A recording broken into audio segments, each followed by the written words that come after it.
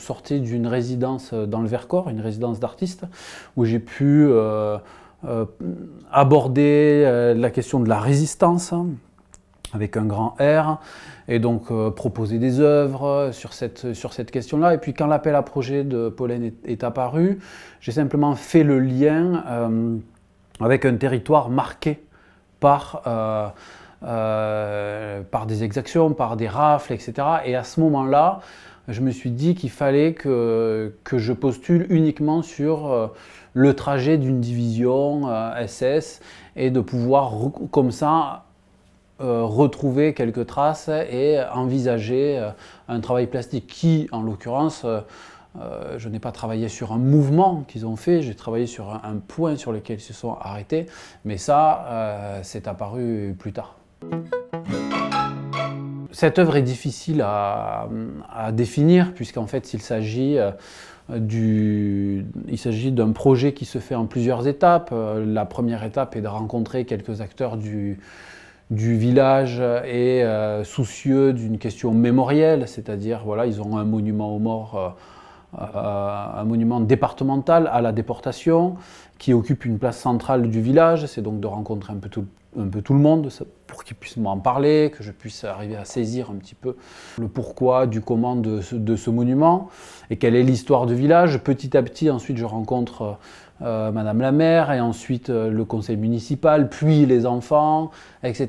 Et la proposition qui, moi, me paraissait la plus évidente, c'était de déplacer le marché qui était dans des ruelles adjacentes, un petit peu cachées, de le redéplacer au centre du village. Quand je dis redéplacer, tout simplement parce que je me suis appuyé sur une image d'archive où l'on pouvait percevoir que le marché prenait place à cet endroit-là. Et c'est passé notamment par la production d'une palissade en bois qui a mis en retrait du regard, en tout cas, des Capelins, le monument aux morts. C'est-à-dire, voilà, je l'ai caché pendant quasiment 2 mois, 3 mois, au regard. En fait, ce monument aux morts prend la place qu'on lui cède, en fait. C'est-à-dire qu'il prend une place qui est assez intéressante. C'est-à-dire que quand les Capelins me parlaient du monument, en fait, ils parlaient de la place en entier. Ce qui est assez fort, c'est qu'on sentait qu'une partie de la population avait envie de réoccuper cette place ou de s'en servir pour quelque chose, mais une autre partie de la population était plutôt frileux vis-à-vis de ça et de se dire non, non, il faut maintenir le monument tel qu'il est. Et quand il parlait de monument, il parlait de l'entièreté de la place. Donc on était, oui, face à un monument qui, en tout cas dans les esprits et dans les cœurs de beaucoup de Capelins, prend une place énorme. Ouais. J'avais pas forcément convaincu tout le monde tout de suite ou quoi que ce soit, mais en tout cas, j'ai été entendu. Et j'ai été entendu en me laissant donc cette proposition d'aller travailler avec les enfants, avec différentes personnes, pour qu'ensuite on puisse faire une proposition un peu plus large.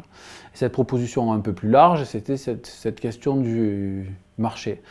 On était aussi sur une démarche un petit peu autre, c'est-à-dire qu'on ne me voyait pas en tant qu'artiste arriver, proposer des œuvres ou des dessins ou d'installer quelque chose à côté du monument ou avec le monument. Et les installations que je proposais, telles que cette palissade de bois, étaient parfaitement temporaires, mais qu'on sentait bien que je voulais tendre vers quelque chose d'autre. Donc en fait, ce qui a été le plus agréable et le plus surprenant pour moi au final, c'est que l'on puisse m'entendre du début à la fin. Et voilà l'accueil qui m'a été réservé. Et ça, je pense que ça a été un des éléments premiers pour la réussite du projet, quoi. J'ai envie de dire oui, mon projet, et c'est très particulier pour moi de dire ça, oui, mon projet a changé la vie du village parce qu'aujourd'hui, il réenvisage et tous les dimanches matins, un marché se produit là où j'ai proposé qu'il devrait se passer. C'est-à-dire, voilà, il devrait se passer ici sur la place. Ça me semble intéressant pour telle et telle raison. Et en fait, maintenant, ils suivent cette préconisation. il y a un arrêté municipal qui a été écrit, etc. Et ça, moi, je trouve ça assez fabuleux, c'est-à-dire que c'est par le biais d'une proposition dite artistique ou par la proposition d'un artiste que certaines personnes ont pu dire oui, il faut installer le marché là, mais de toute façon, si un Capelin, si quelqu'un de local l'avait proposé, jamais ça ne serait passé. Jamais cette idée aurait pu aboutir. Donc en tout cas, une proposition artistique ou un artiste, en tout cas quelqu'un de l'extérieur, qui s'intéresse à eux, à leurs problématiques mémorielles et de transmission de cette mémoire, surtout, en tout cas, leur a fait voir d'un autre point de vue qu'est-ce qu'on pouvait faire. Et donc, aujourd'hui, on peut se dire, oui, il y a un réel changement. J'arrêtais pas de me dire, à l'échelle d'un village, tel que la Capelle-Biron, c'est peut-être possible. Si j'étais en centre-ville de Marseille et que je m'acharnais à essayer de mettre en place un projet tel que celui-là, sur une place ou sur un quartier, etc., je ne sais pas si j'y serais y arrivé.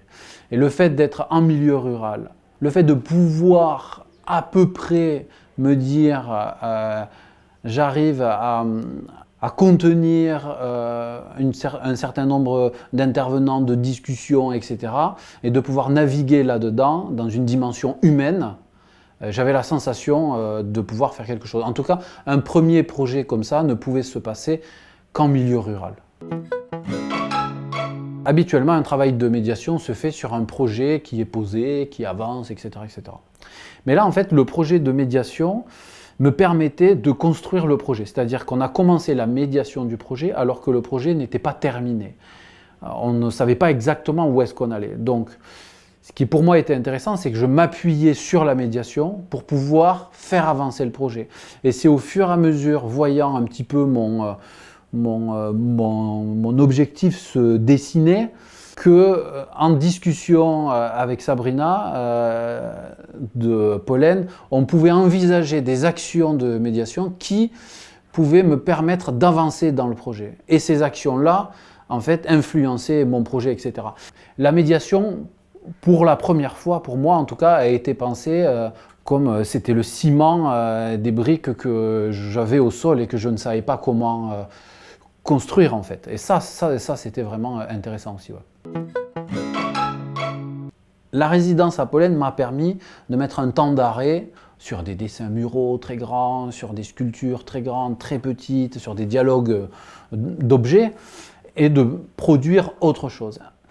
Et maintenant, j'ai des réflexes qui sont autres, c'est-à-dire que dès que je me mets à travailler sur le portrait de telle ou telle personne, d'un coup, je viens envisager quelque chose de plus grand et qui vient s'inscrire aussi dans quelque chose qui dépasse le cadre de l'art. Le cadre de l'art, c'est le lieu d'exposition. Donc effectivement, ma résidence à Pollen m'a permis d'enrichir mon langage plastique, de choses qui ne sont pas nécessairement tangibles.